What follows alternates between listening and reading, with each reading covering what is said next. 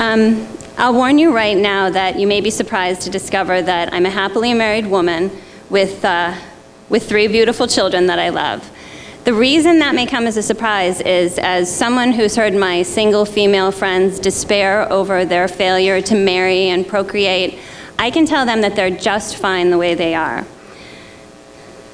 Marriage and raising children is an extraordinary amount of work, and it's extraordinarily difficult, requiring patience and self-sacrifice that's simply mind-boggling. I didn't marry until I was 36 years old, and I actually never thought that I would marry, because the marriages that I saw, marriages of my friends, really didn't seem like a great deal for these women. They worked, and their husbands worked as well, and sometimes they even made more money than their husbands, but when they got home, they were expected to carry the lion's share of the duties in terms of taking care of the house and taking care of the children.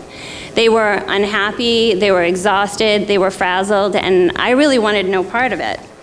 It had been my observation up to that time, and really nothing has changed my opinion since, that it's the woman who pays the most for this dream. The white picket fence around a beautiful house in the suburbs where all needs are met and all dreams are fulfilled.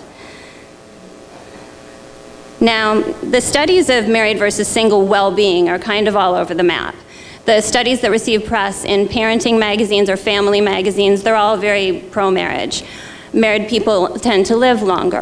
Married women show less evidence of cardiovascular disease, things like that. However, studies also show that it's more expensive and stressful to be married with children than it is to be single. I could have told them that and saved them a few $100,000. Or studies that show that single people with no kids are more fulfilled in their life choices. These studies tend to show up on dating websites or magazines about exercise or surfing or other exciting things that people who are married with children don't get to do anymore.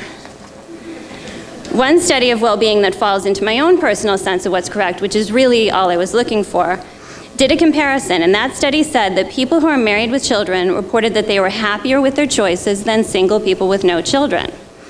But then they asked these people, these same people, are you happy today, right now? And they were not happy right now. In fact, they said that not only were they not happy right now, but they had experienced extreme anger that day. But yet, at the same time, their impression was that they were happier overall. I think this is cultural. I think it's the same cultural phenomenon that has these young women convinced that the only way to happiness is to be married and have children. And I think single people just want the pictures anyway. You know, the family pictures, I mean, aren't they adorable? They want the baby pictures that their married counterparts show them on their phones and in their wallets and in frames on their desk. And these photos do have their value. Whenever a woman might think of putting a pillow over her husband's face in the middle of the night, it helps to look at the photo at her bedside of how happy they were on her wedding day. Aren't these sweet? When your mind is telling you that he's left the lid up on the toilet for the very last time, a photograph like this will keep you out of jail. Whenever a woman thinks of running out of her house screaming, it really helps to look at the pictures of her lovely family at the beach or at the picnic. That's why you save these pictures. When your child vomits all over their bedding 4 times in one night, you don't stop to take photographs of that. The entire second floor of your house looks like a crime scene. You've done 3 loads of laundry in like 2 hours. Neither you nor your husband is getting any sleep that night, so that's really not a point where you're gonna be like, honey, oh my gosh, go get the camera. And by the way, what'd I do? There we go. And by the way, if you have children, they get sick days. You don't. I remember when I was single and I wasn't feeling well, I'd call into the office to say I wasn't coming in. I'd go to the corner store, I'd get myself some medicine and some tabloids. I'd come home, I'd put on my most comfy sweatpants and my sweater. I'd lay in front of the TV, flip through magazines, and feel sorry for myself, and I thought it was horrible. Turns out it was fantastic. I don't get to do that anymore. Mommy's sick, really? You still have to get up and get the kids ready for school. You still have to drive them there. I've actually been so sick that I had to sit down and rest 3 times while putting 2 slices of bread and a slice of bologna together. But I still had to keep moving. Then you have to get dressed and go to work because you only take your sick days when the kids are sick and you don't have any left, so you just have to keep motoring through. I also think that single women think of iconic moments, like waking up next to someone. Well, in the picture in your head, you can't smell the bad breath that comes with morning. They think of walking in their door and wishing somebody was there.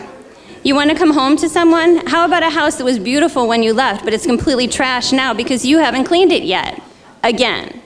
How about discovering that the kids have been painting with actual paint instead of washable paint?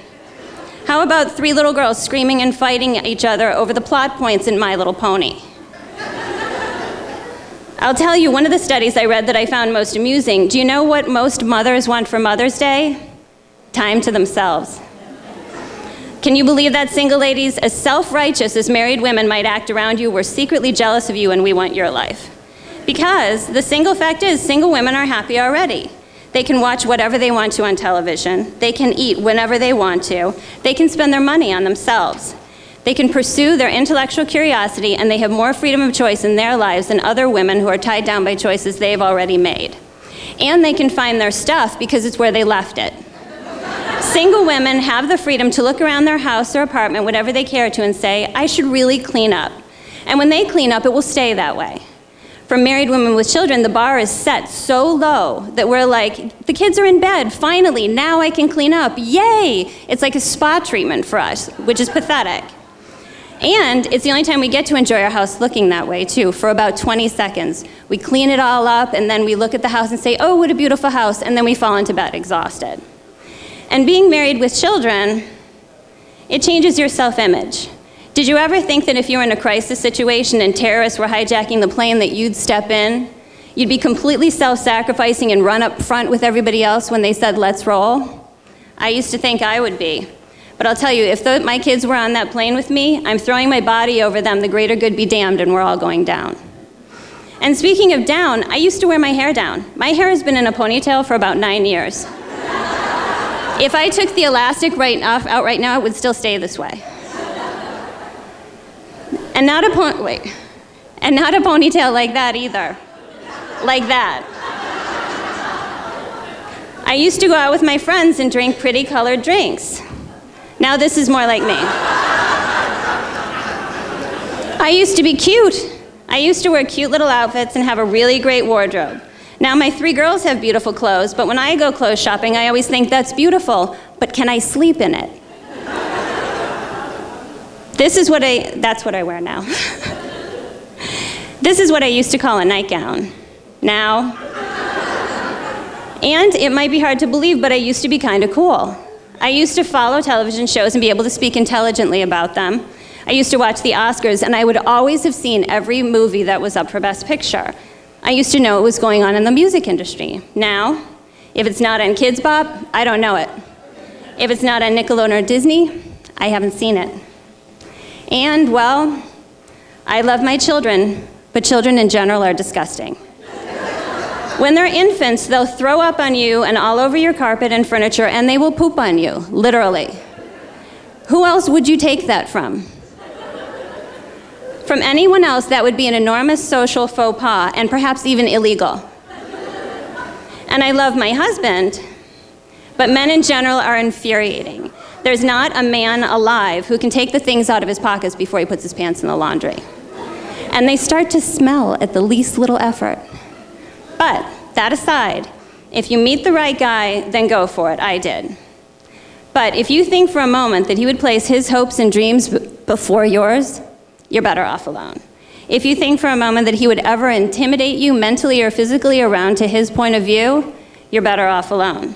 If you think he's not going to worship you for the rest of your life and jump in front of a bullet for you, you're better off alone. The only time it's worth it is if he's going to add to your life, make sacrifices for you, and be an equal partner in raising your children. So if you're worried about who's going to take care of you when you get old, buy long-term care insurance and hire someone to take care of you. Work hard, save your money, beef up your 401k, buy a beautiful condominium, build yourself a big pink marble bathroom, and thank me later. Send me a note. That would be lovely.